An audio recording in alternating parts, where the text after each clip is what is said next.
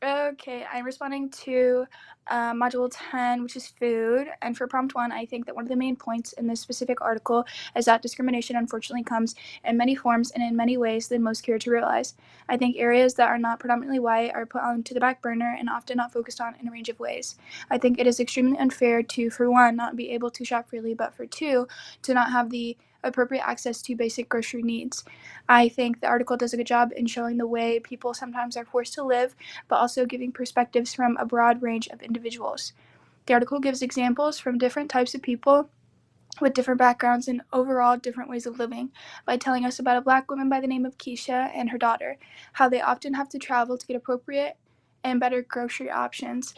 Keisha not only has to travel because the selection is better, but she also has to deal with discrimination from workers, other shoppers, and even officers of the town she is traveling to. Alternatively, the writers of the article share with readers the life of a white man by the name of Nick. They share that his visit to the same grocery store is not similar to Keisha's in any way. He is able to shop and honestly live freely. While I personally have never had to go through the treatment that some people mentioned in the article have, nor have I had any troubles getting basic things like groceries, I do realize and sometimes see firsthand the ways in which people do.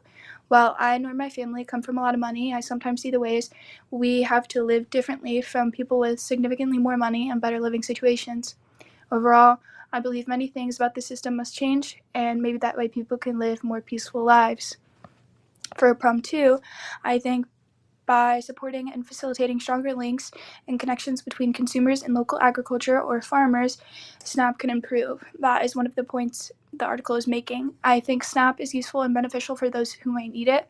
I think that through things like SNAP, more is available to specifically low income households. I think it is a good thing to want to improve things like SNAP. The article mentions and even offers a few ways to improve SNAP. The writers of the article mentions federalizing Double Up Food Bucks several times. Double Up Food Bucks is described as a program that doubles the purchasing power of SNAP for more fresh produce. This would allow to buy more of these healthy foods and produce at farmers markets and direct-to-consumer outlets that the writer also mentions a number of times throughout the article.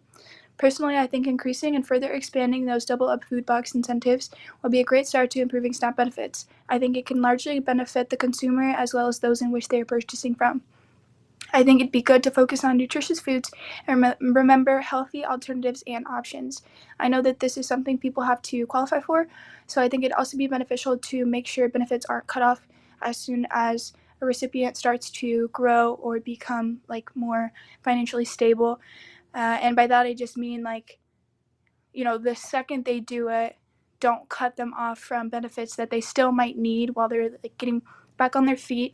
I think that that would be very beneficial, extremely important, and um, overall a good point to realize for something like SNAP benefits. So that is all.